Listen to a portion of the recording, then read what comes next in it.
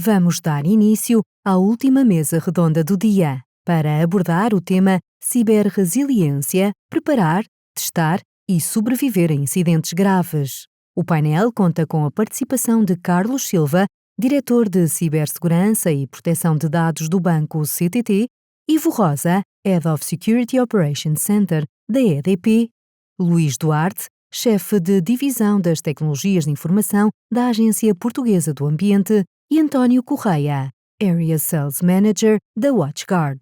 A moderação fica a cargo de Rui Damião, diretor da revista IT Security. Muito boa tarde a todos, bem-vindos aqui ao último bloco desta IT Security Conference. Nós vamos começar com uma mesa redonda sobre, de uma maneira geral, a ciberresiliência, preparar, testar e sobreviver a incidentes graves, tal como foi mencionado ainda há pouco. Eu vou começar com o Carlos Silva, que está exatamente à minha esquerda. Dentro daquilo, obviamente, que se pode preparar para um incidente, como é que se desenham exercícios de testes que simulem verdadeiramente a pressão e a complexidade de um ataque real, obviamente sem comprometer as operações críticas? Muito bem, muito boa tarde a todos. Obrigado aos resistentes por terem continuado cá na conferência e obrigado também à IT Security pelo convite. Esta pergunta não é nada fácil, mesmo sabendo que me ias colocar, Rui, mas esta pergunta não é nada fácil, ou seja, não é fácil de facto criar testes quase reais, não é? Ou seja, portanto, a lógica que todos facilmente chegamos lá é tentar ter ambientes o mais perto do que são ambientes de produção e a partir do momento que temos esses ambientes mais perto de ambientes de produção, conseguirmos identificar que situações podem ocorrer, que cenários podemos ter e de que forma é que podemos responder. Portanto, isso é a parte mais complexa, que é termos tempo e capacidade para desenhar estes cenários e implementá-los. A partir do momento que os tenhamos, parece-me relativamente simples entender que poderemos vir a ter depois uma outra complicação à frente, que é o facto de as áreas técnicas, neste tipo de cenários de testes, têm uma grande dificuldade em incluir as restantes áreas. Esse, para mim, é de facto a maior complexidade, que é incluir todas as outras áreas que não são as áreas técnicas. Tecnicamente conseguimos definir estes cenários, mas quando estamos em testes não temos a pressão do nosso administrador, do nosso presidente da Comissão Executiva, não temos a pressão das operações, não temos a pressão do negócio, e isso é, de facto, aqui a maior complexidade. Claro, e esta pergunta até podia ser aqui colocada melhor até ao Ivo, a EDP tem ou teve uma estrutura muito forte de um cyber range que permitia fazer testes de forma bastante mais assertivos, por assim dizer. As outras organizações que não têm este tipo de capacidade de implementar este tipo de sistemas têm muito que trabalhar em ambientes mais pequenos, mais contidos, mas eu diria, e tentando concluir, que é onde eu vejo, e não sei se tenho aqui afinidade com os restantes elementos tanto do painel como da audiência, onde eu vejo que se consegue simular mais esta pressão é em exercícios de tabletop que nem sequer estamos a olhar para temas técnicos. Estamos mesmo porque conseguimos em 2, 3 horas incluir toda a gente numa mesa e dizer agora temos que fazer isto, agora aconteceu aquilo e alguém toma decisões com base nisso. E isso até agora foi aquilo que me pareceu mais certo daquilo que é um incidente real. Ivo, em infraestruturas críticas, como é que é possível antecipar e preparar cenários onde um ciberataque eventualmente se pode propagar para sistemas físicos? Bem, o Carlos começou por falar aqui uma parte interessante. Portanto, no nosso caso é público, portanto, temos uma infraestrutura, um cyber range, uma infraestrutura física, onde de alguma maneira podemos preparar e treinarmos para esse tipo de cenário. Portanto, eu acho que aqui um ponto forte toca aqui na parte de preparar e treinar as equipas para serem capazes de resistir e serem resilientes a uma questão do ciberincidente. O que é que eu posso partilhar? Nós também aqui, já há alguns anos, percebemos que, à semelhança do que se faz, do que fazíamos, se calhar, há 10, 15 anos atrás, de sensibilização dos colaboradores, também demos um passo adicional. Portanto, estamos nesta fase de treinar as equipas para quando estamos perante um cenário de incidente crítico. E percebemos temos de dar mais realismo, que acho que era esta parte que o Carlos estava a tocar, isto tem que se sentir. E o que é que nós estamos a fazer? Combinando o que é que poderia acontecer num cenário. Nós estamos a fazer aquilo que nós chamamos de os exercícios de red button. Qual é a lógica que está aqui por trás? É cortarmos operações, partes da nossa operação, seja no IT, seja no OT, seja de forma digital, com uma regra de firewall, seja em alguns casos, quando é possível, cortarmos, desligarmos fisicamente os cabos e medirmos, avaliarmos que nível de serviço, de operação continuamos a dar ao negócio, não é? Como já estamos a fazer há alguns anos, já temos aqui alguma maturidade desse tipo de treinos que estamos a fazer, mas eu acho que aqui para esta conferência é interessante que esta partilha, porque pode ser usado esta metodologia em outras organizações. Como temos aqui alguma maturidade destes exercícios, já conseguimos medir de maneira diferente, conseguimos perceber a junção das equipas, tanto no caso do IT e do OT, que têm que trabalhar juntas neste corte. No início, nos primeiros testes, percebemos que em alguns momentos ficávamos sem visibilidade do que estava a passar, ou nas operações de negócio, ou até em questões de motorização. Portanto, isto foi afinando e acho que torna-nos mais resilientes para quando tivermos que enfrentar um cenário crítico, que cruze com fenómenos físicos, não é? E que estarmos preparados para cortar, manter um determinado nível de operação mínima e também essa operação é suficiente, minimamente suficiente para estarmos satisfeitos com o nível de serviço. No entanto, este caminho não foi fácil, não foi... Tivemos a ideia, vamos aqui iniciar a fazer testes de red button e cortar. Portanto, isto é uma fase de aprendizagem, de evolução. Se calhar nós tínhamos esse objetivo de começarmos a fazer exercícios de red button e chegámos em algumas fases, em alguns cenários críticos, onde havia dúvida. Estamos a falar muitas vezes, nos contextos industriais, a dúvida, a dificuldade, o impacto que isto vai ter impacto em regulação. E o que acabámos por ter nos primeiros casos, aquilo que o Carlos dizia, não foi um verdadeiro red button, não tivemos algum tipo de corte e medir e avaliar o tempo de corte, acabamos por fazer, em alguns casos, um tabletop exercise, onde de alguma maneira fomos ver quem é que faz o quê, se tivéssemos efetivamente cortar. Temos a evoluir ao nível da nossa operação na cadeia de negócio da energia, onde conseguimos testar isto mesmo. Mas lá está, é fruto do treino continuado. Portanto, tal como no treino, a palavra treino, conforme vamos melhorando, vamos nos especializando e podemos aí melhorar. Mas eu acho que ainda podemos treinar mais e evoluir nesse treino. Portanto, aqui já são ideias que podemos vir a explorar. Podemos, de alguma maneira, obviamente com infraestruturas de digital twins, onde podemos simular os ambientes mais industriais, mais próximos da nossa realidade, criar aqui algum tipo de cenarização para aumentar esse treino. Poderemos, eventualmente, e fala-se tanto em inteligência artificial, porque não, de alguma maneira, com esses digital twins, com os cyberranchos que nós temos, trabalhar na modelação de ameaças, pedir-nos à inteligência artificial, dizer, faz aqui uma modelação de ameaças imprevistas para, de alguma maneira, enriquecer o desafio que nós temos durante um red button para, quando acontecer, estarmos mais preparados e tentarmos alimentar os nossos planos de resposta a incidentes.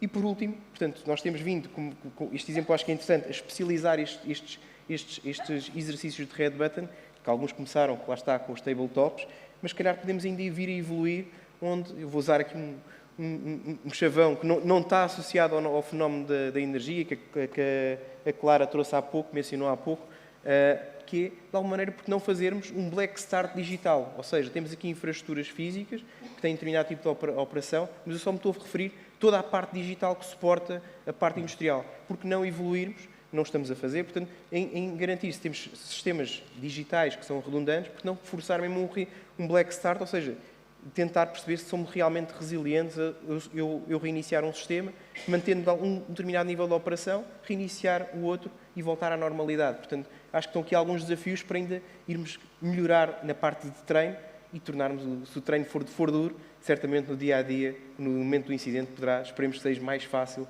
para as nossas equipas responderem a incidentes.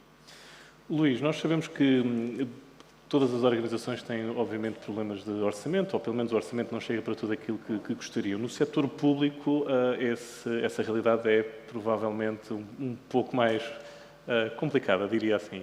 Como é que no setor público priorizam investimentos em resiliência quando, lá está, os orçamentos são limitados, mas a criticidade dos serviços é igualmente, se não mais, em alguns casos, elevada? Tinha que me calhar a pergunta mais difícil. É assim, a administração pública não é bem uma empresa. A administração pública é um conjunto de entidades em que muitas vezes as que têm necessidade não têm dinheiro e as que não precisam têm muito dinheiro. E, portanto, existe aqui uma disparidade muito grande.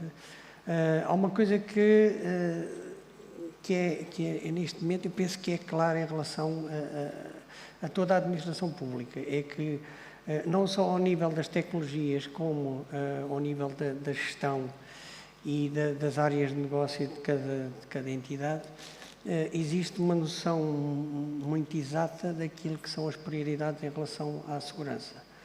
O problema é que eu costumo dizer que sou no nível mais baixo em termos de tecnologias, porque comecei muito nas áreas de comunicações e, portanto, eu percebo que, tal como todas as pessoas das áreas de comunicações percebem, que as diversas camadas, eu se não tiver uma camada física como deve ser, eu não consegui chegar ao nível de transporte e ter comunicações como deve ser, com a capacidade de comunicação que devem ter. Tudo o que seja para cima disso, não há tanto essa noção. E, portanto, a questão dos dinheiros começa muito por a capacidade de ter investimento. Eu penso que isso aí, que agora vamos ter aí um novo CTO que vai se gerir, digamos assim, a arte, que é um nome bonito, que é a antiga AMA, que tem a ver com a reforma tecnológica na administração pública, e claramente que deve haver uma consciência muito grande que vai ter que se arranjar fontes de financiamento para dar suporte a estas necessidades. Por um lado, eu penso que essa que é uma questão que é transversal à administração pública e deve ser regulada. Isto porquê? Porque, na realidade, quando referiu aí que os sistemas críticos, é um dos problemas que a administração pública tem, é que não tem controle sobre os dados e muitas vezes não há o catálogo do que é um sistema crítico. E os sistemas críticos, na realidade, deviam ter um potencial, digamos assim, de investimento e de robustez diferentes daqueles que não são críticos. Mas a verdade é esta, é que se nós formos a ver, a verdade é que nós já tivemos aí sistemas críticos que estiveram em baixo vários dias. E muitas vezes o que acontece é que existem sistemas que não são críticos, uma resiliência que depois muitas vezes é-se compreensível em relação a outros que têm muito dinheiro para gastar e não têm essa resiliência. Por exemplo, nós tivemos ainda há bem pouco tempo a assinatura com o cartão de cidadão, que teve vários dias em baixo. Já tivemos problemas no IRS, na plataforma das finanças, que teve vários dias em baixo. E parece que tudo isso é natural. Mas eu na APA tenho um sistema que é o Ciliaba, que no momento em que fica em baixo um minuto, a seguir tenho o Presidente a ligar para o Luís, o que é que se passa? Porque já tenho aqui, se for preciso, o Secretário de Estado, não sei de onde, a dizer que estão-lhe a dar nota de que há aqui problemas. E, portanto, eu penso que a questão do investimento na administração pública é uma preocupação e é complicado de perceber, até porque depois tem todo a componente de contratação, que é os códigos dos contratos públicos, que é uma coisa terrível, e depois, para além de terrível, as consequências muitas vezes é que se aparece no jornal quase com...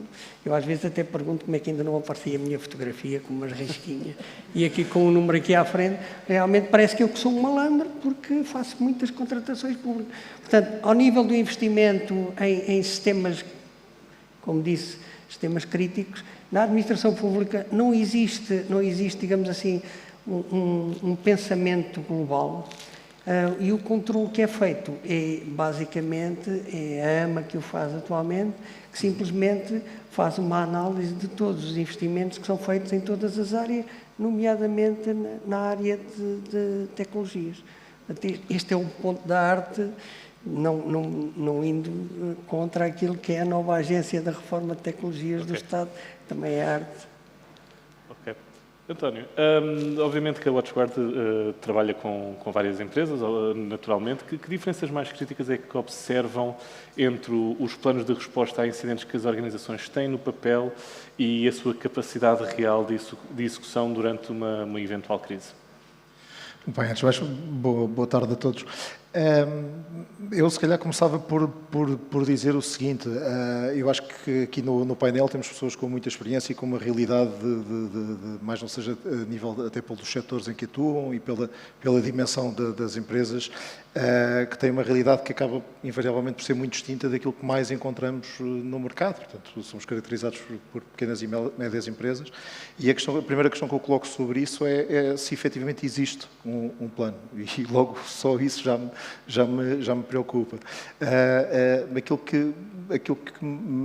que eu vou testemunhando no mercado e desde empresas que sejam com 100 colaboradores, que sejam com 200, com 500, com 600, é que, ainda que as coisas variem muito, mas ainda há muito por fazer mesmo com a tecnologia que têm. Portanto, as coisas acabam por falhar, não obrigatoriamente por uma falha, ou seja, por não terem acesso à tecnologia, ou obrigatoriamente por não haver investimento, ainda que haja claramente falta, muitas vezes é pela aplicabilidade ou pela correta configuração, pelo correto acompanhamento, acima de tudo, que isto não para, ou seja, não é colocar o sistema a funcionar e pronto, e daqui a 3 anos logo se vê, é um trabalho que tem que ser invariavelmente contínuo. Portanto, acima de tudo, aquilo que eu vejo é que existe efetivamente uma diferença grande entre aquilo que está no papel e aquilo que depois na realidade acontece quando há um incidente, porque acho que há dificuldade por parte das empresas, normalmente com ITs, com equipas pequenas, que têm que dar resposta a tudo e mais alguma coisa, e que é impossível e diria que é pouco razoável exigir deles que sejam experts também, não só em tudo o resto, mas também em cibersegurança. Portanto, acho que este é o principal desafio, diria eu. Ainda nesse ponto e daquelas, obviamente, das empresas que têm de facto um plano, vocês veem mais organizações a falhar por limitações tecnológicas ou por falhas nos processos humanos durante eventuais incidentes graves e, eventualmente, também, que padrões é que identificam? Invariavelmente, eu acho que o elo mais fraco tende sempre a serem as pessoas, ou seja porque as pessoas têm que lidar com um volume de e-mail, por exemplo, completamente exagerado, seja porque são obrigadas a mudar passwords e a decorar e a ter milhentas passwords, tanto a nível profissional como a nível pessoal, e serem obrigadas a mudá-las, ou seja, um convite claro a facilitar, digamos assim, na complexidade da password. Ou seja, acho que há tecnologia já à data de hoje, e diga-se que há muito tempo, que ajuda em todas estas coisas, mas invariavelmente acho que quem está mais sujeito e quem acaba por ser sempre o elo mais fraco acabam por ser as pessoas, e porque também são elas, na realidade, que acabam por ter a responsabilidade de implementar a tecnologia, lá está, com a seriedade e com a dedicação, digamos assim, que elas merecem e com que esta área merece. Eu estou a olhar ali para o relógio e eu tenho uma questão que eu gostava de fazer e eu acho que há pano para mangas e provavelmente vão todos falar durante muito tempo. Eu vou começar aqui pelo Carlos e vou passar por todos até ao António. Eu queria perguntar, eventualmente, que aprendizagem crítica sobre ciberresiliência só descobriram durante um incidente real, seja mais grave ou menos grave, espero que não tenha sido muito grave, mas ainda assim um incidente real, e que não estava em nenhum manual ou eventualmente um framework existente e que a maioria das empresas usa. Carlos. Sim, vou tentar não ocupar mais do que 10 minutos. Desculpa. Não, vamos lá ver. Eu vou falar de casos reais que me aconteceram, ou seja, felizmente, eu sou responsável de segurança, neste caso de um banco, mas tenho uma história por trás. Já passei por várias organizações e diria que quase todas elas foram atacadas e ainda bem, porque isso também nos ajuda a crescer. Em todas não era o responsável de segurança. Também já... By the way. O mais grave que nós tivemos no sítio onde estou atualmente foi um ataque muito massivo de phishing contra clientes. Portanto, como eu costumava dizer, não alterou um bit dos nossos sistemas, não alterou nada do nosso lado. Desculpa, Carlos, mas já acabou? Aquele já, mas todos os dias há um novo, é verdade. E em todos eles, e também já passei por um ataque de ransomware muito forte também, num outro sítio onde estive, e aí a responsabilidade não estava diretamente na minha equipa, mas essa parte não é importante, só estou aqui também a enquadrar para não parecer tão incompetente como já sou, mas, portanto, ir nessa maneira. Mas de facto, o que falhou sempre, é a gestão da comunicação. Ou seja, em lado nenhum, enquanto as organizações não passam por estas situações agudas, críticas, em lado nenhum está escrito como é que a gente deve falar com os nossos colaboradores, com os nossos parceiros, com os nossos reguladores, neste caso. Sabemos o que temos que dizer, no caso do regulador, claramente sabemos o que temos que dizer, sabemos quando é que temos de dizer, temos bem premente os timings que temos e ainda bem, ou seja, nisso o regulador em Portugal da banca é fortíssimo, mas em todos os restantes, o que falhou sempre foi esta componente da comunicação. E, portanto, eu diria que, e essa é a parte mais difícil, e depois nós fizemos tabletops em várias destas organizações e voltamos sempre ao mesmo. Em todos eles caímos sempre no mesmo, que é, se não tiver escrito, se não tiver um script claramente delineado, e aí muitas vezes precisamos de pessoas com o nível de conhecimento que tem o Rui, de como devemos comunicar, quais são as palavras que devemos comunicar, se devemos ir com mais ou menos urgência, se devemos comunicar com mais ou menos honestidade, neste caso mais transparência, desculpem a expressão, e eu dou um exemplo, não sei se está aqui alguém, mas a forma como, por exemplo, a Vodafone comunicou o incidente que teve há uns anos foi brilhante, da forma como eu vejo, e a forma como toda a gente fala, a Vodafone comunicou de forma brilhante externamente. Mas não é só externamente, é também internamente. A pior coisa que a gente pode ter é estarmos no meio de um ataque ransomware, como aconteceu, e estar a ver posts de Instagram, na altura ainda não havia TikTok, sou mesmo velho, mas pronto, na altura não havia TikTok, posts de Instagram e de Facebook de pessoas a dizer, olha como é que cada um na minha empresa tem. Portanto, isso é terrível, ou seja, aquelas pessoas não saberem que não devem se comportar, porque vai criar ansiedade, vai criar alarme, é de facto o tema para mim e portanto, é uma das coisas que eu passo sempre nos tabletops, é sempre aquilo, nos manuais de coordenação e resposta a incidentes, tentamos sempre garantir que é, toda a gente sabe o que tem que fazer e o que dizer. Ivo, mesma pergunta, não sei se o meu microfone está a funcionar, mesma pergunta, Ivo, que aprendizagem crítica é que só descobriram durante o incidente?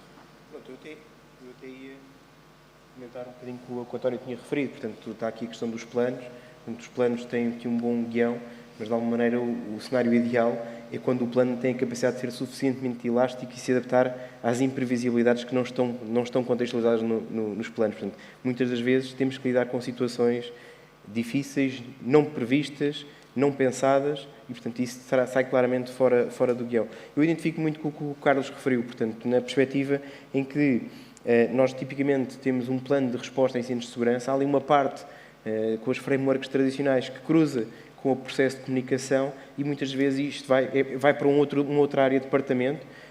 Temos proximidade, fazemos exercícios, mas poderá não falhar, eu não vou usar aqui a palavra como o Carlos, de falhar puramente, mas é sempre difícil, há sempre ali um passo na engrenagem para aquilo desencadear, que é difícil.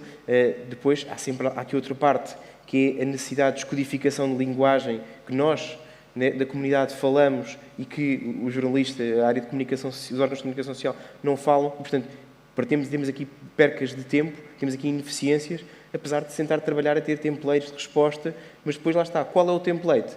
De acordo com em que situação é que nós estamos, qual é o template? Portanto, há aqui algumas ineficiências, de acordo com a minha experiência, e que, para quem está no terreno, a ter que trabalhar e liderar uma crise, a receber novas informações técnicas e a planear estrategicamente como vai tratar aquela crise, e, por outro lado, tem que estar aqui um processo que estamos, se calhar, num nível, vou-lhe dizer, uma maturidade diferente na relação deste tema. Portanto, eu acho que deveria haver aqui uma maior proximidade.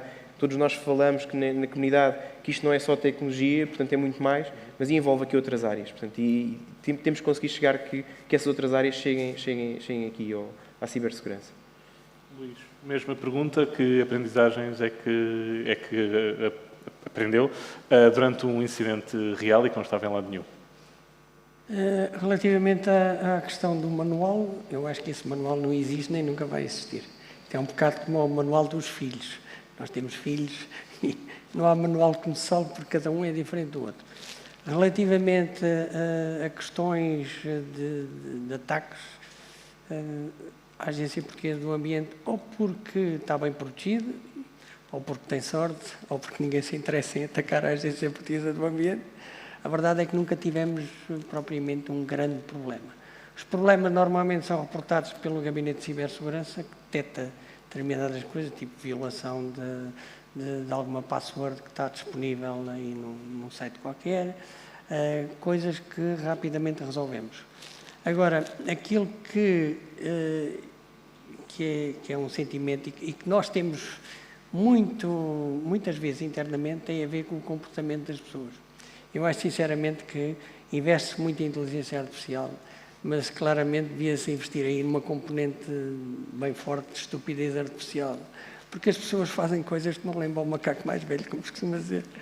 Eu aqui há tempo, só para terem uma ideia, tive uma situação em que de repente as pessoas começaram a dizer que havia uma colega que estava a mandar mails inapropriados. E eu falei com a colega e a colega disse, eu não, alguma vez eu mandava mails assim e tal. Então nós começámos a confrontar a colega, o que é que se passava. Vimos, não havia nada que denotasse qualquer tipo de ataque ou de ransomware, nada. E então ela depois acabou por confessar que tinha tido uma situação qualquer. Nós temos dupla autenticação. E então a senhora tinha dado não só a password de acesso do seu mail a alguém, que ela, pelos vistos, não conhecia de lado nenhum, mas inclusive depois deu-lhe o código de autenticação. Ou seja, a pessoa, a partir do momento em que se autenticou, ficou com um mail disponível.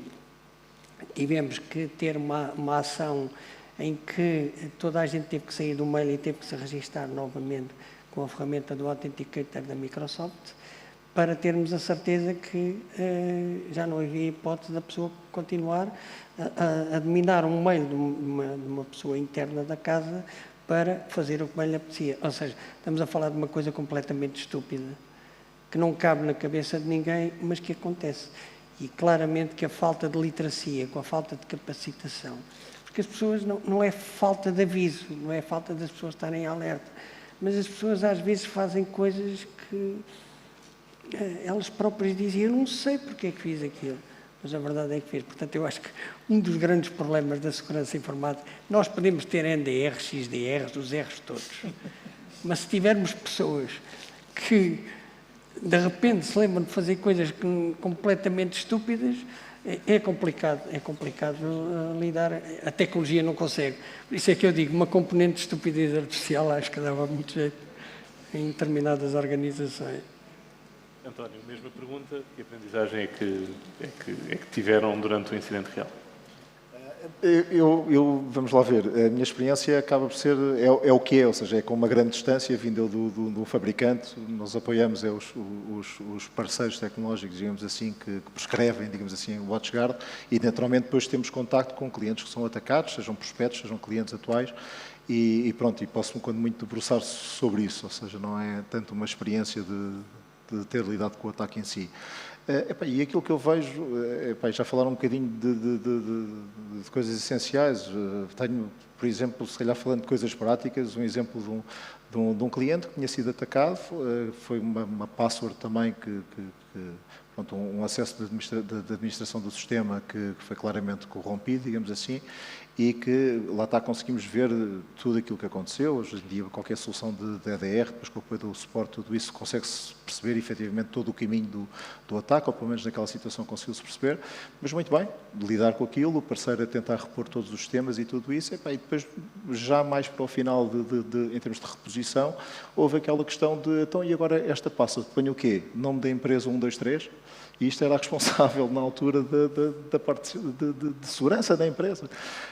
Ou seja, eu, acima de tudo, o que eu friso aqui, e o que eu cada vez mais me convenço à medida que o tempo avança, e à medida que, lá está, vamos ganhando mais experiência, é que é essencial, é impossível as empresas, hoje em dia, com os recursos que têm, na minha opinião, na área da IT, para perceberem tudo. Não é possível, ponto. Além que não há recursos especializados em cibersegurança suficientes para as necessidades que existem em todo o mundo. Portanto, acho que cada vez mais, e a recomendação que faço é que arranjem o parceiro certo que os ajudem, efetivamente, a lidar com estas situações, porque exemplos destes há muitos.